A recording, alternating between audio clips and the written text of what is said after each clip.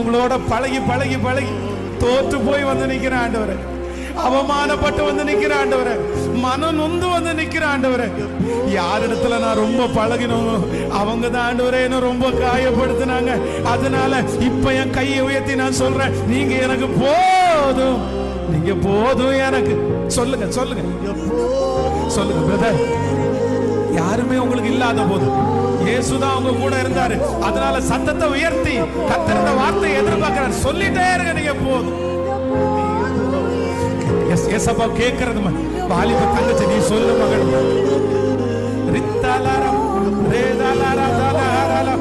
நிறைய பேருடைய எதிர்காலத்தை கர்த்தர் இப்பொழுது எழுதி கொண்டிருக்கிறத நான் பார்க்கிறேன்.